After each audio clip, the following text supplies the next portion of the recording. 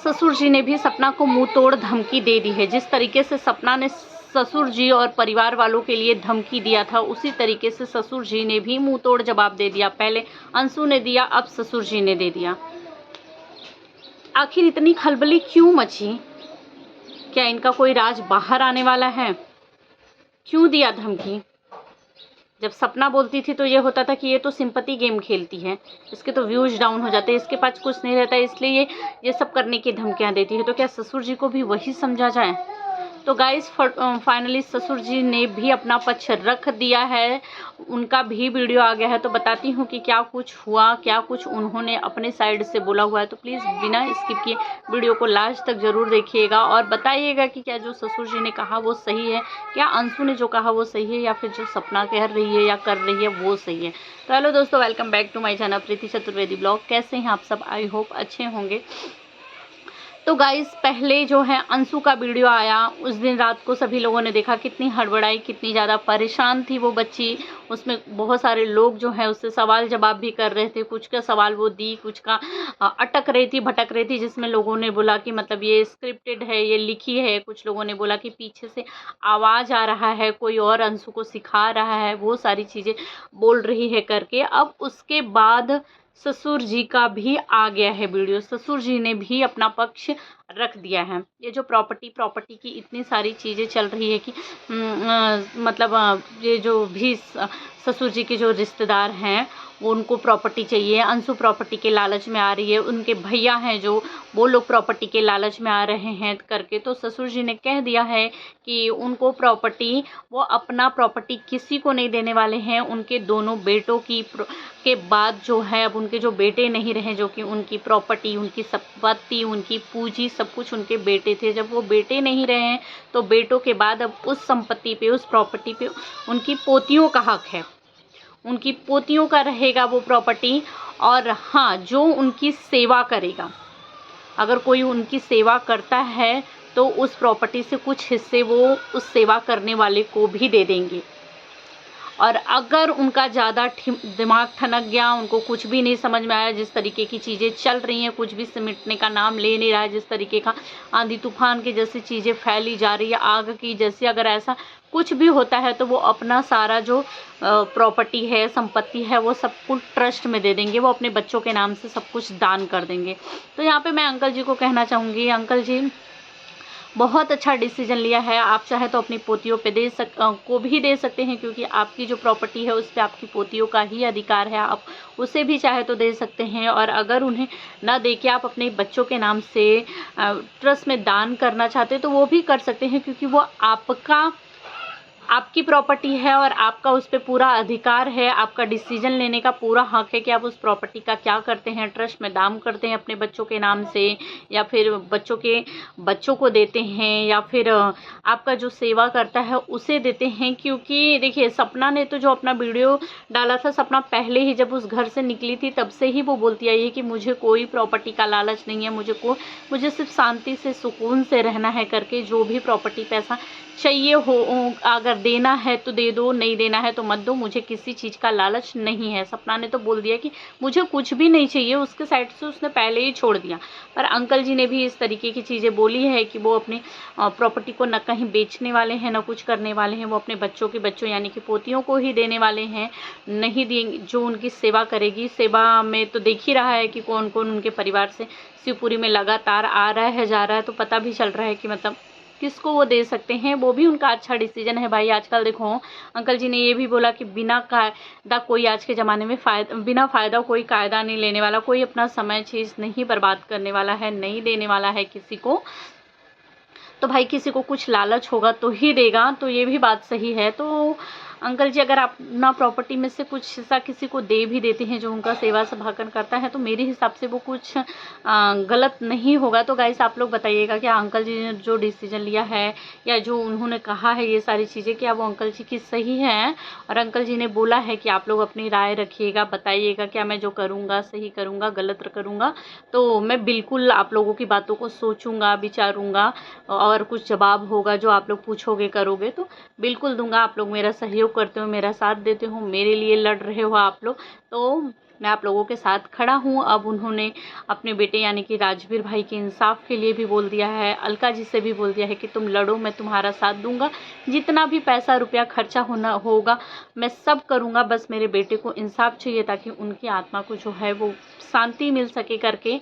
तो सपना भी अब इसके लिए रेडी है कि सपना को भी इंसाफ चाहिए कि उनके पति के साथ क्या कुछ हुआ था भाई, आखिर वो केस निकले, बाहर आए, मेरे बच्चों के पिता को इंसाफ मिले, मुझे इंसाफ मिले।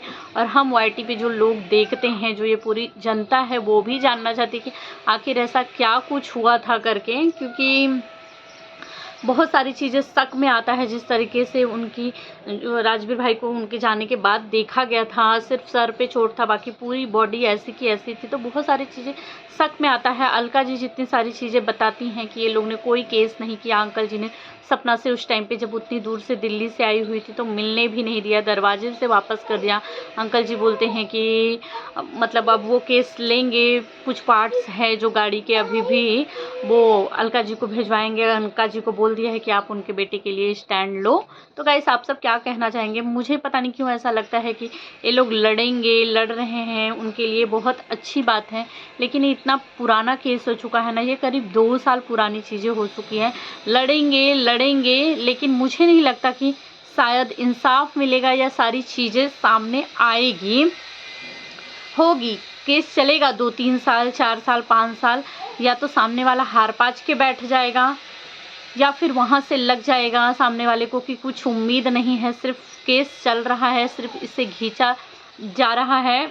क्योंकि कोई भी केस है यार, देखो पुलिस हो या कोई भी इंसान हो, वो इतना खाली नहीं होता है कि 4-4 6-6 साल पुराने केस को वो इंसान लड़े, वो इंसान खोले, वापस से शुरू करे। क्योंकि सवाल जवाब तो होगी ना इनसे कि इतने साल तक तुम लोग कहाँ थे, क्यों नहीं तभी अपने बेटे के लिए बोले, तभी नहीं लिए। ऐसी चीज़ें हुई थी ना जो उनके साथ चीज़ हुई थी, तो फिर क्यों नहीं बोला? बीबी बच्चा परिवार जो भी था वो क्यों नहीं बोला तब? अब इतने सालों बाद क्या है, तो अब कैसे शुरुआत करें? तो मुझे ऐसा लगता है, आप लोग बताइएगा कि आप लोगों को क्या लगता है। मुझे यही लगता है कि चलो अच्छी बात है, उनको इंसाफ मिलता है, आखिर पता तो चले कि उनके साथ क्या कुछ हुआ था। अंकल जी भी रेडी हैं, आज सपना भी रेडी है, ये देख करके बहुत अच्छा लगता है। पर लगता यही है कि मतलब बहुत ज़्यादा समय हो चुका है, और ये वैसे भी सर मतलब जो देखो ये सब कार्रवाई होती है वो वैसे भी साल भर की कार्रवाई 4-6 साल चली जाती है, 8-8 10-10 साल लोग लड़ते रह जाते हैं, उन नतीजे पे नहीं पहुंचते हैं, तो तुरंत से शुरू करते हैं। तो ये तो 2 साल पुराना केस है करके, क्या इसका नतीजा निकलेगा या फिर ये सिर्फ ऐसे ही टाइम पास है, सब लोग अपना जूझेंगे करेंगे, बाद में हार पाच ही जाएंगे? तो आप लोग ज़रूर बताइएगा मुझे गाइस। और अंकल जी ने कुछ इल्ज़ाम सपना के ऊपर और भी लगाए हैं कि मतलब मुझे मत पर ये जो हमारी ज़िंदगी में परेशानी नाम की चीज़ है वो है सपना। सपना की वजह से ही सब कुछ हो रहा है, क्योंकि उसको पता है कि मुझे ब्लड प्रेशर है, शुगर है, इतनी सारी प्रॉब्लम्स है, उसके बाद भी इतना टेंशन देती है, मतलब ये सारी चीज़ें कर रही है। अगर हमें कुछ होता है तो उसकी ज़िम्मेदार ये होगी। सपना ने भी धमकियां दी थी कि जब मुझे कुछ होता है तो उसकी ज़िम्मेदार मेरा परिवार, मतलब कुछ लोगों का नाम ली थी, रिश्तेदार, घर परिवार, कि ये होंगे। तो वही काम अंकल जी ने भी आके कर दिया। अंकल जी आप इतने पढ़े लिखे हैं, इतना मतलब दुनियादारी सब कुछ देखते आ रहे हैं करके, बच्चों से कोई गलती हो जाती है तो ये होता है कि ठीक है आप तो वाईटी पे उतने रहते भी नहीं हैं करके, आपका यहाँ से कुछ लेना दे। सपना को तो इतना ज़्यादा पोक किया जा रहा था, उंगली की जा रही थी, बार बार बुलवाया जा रहा था, बोला जा रहा था। अभी भी देखो कुछ लोग बोल रहे हैं कि ये सिर्फ व्यूज के लिए कर रही है, ड्रामे कर रही है, कोई केस वेस नहीं लड़ने वाली, इसके व्यूज डाउन हो गए थे तो कर रही थी, खुद ही देखना पीछे हट जाएगी करके, अब ये जानबूझ के कंट्रोवर्सी कर रही है करके। तो सपना को इतना ज़्यादा पोक किया जा रहा था, परेशान किया जा रहा था, तब सपना बोल रही थी, वरना सपना तो अपनी ज़िंदगी में आगे बढ़े। हाँ शुरुआत में उसने कुछ गलतियाँ की, कुछ चीज़ें बोली कि शायद उससे नहीं सहन हुआ, जो सारी चीज़ें उस टाइम पे हुई थी, आज के साल भर पहले जो चीज़ें हुई थी तो उसने रख दी।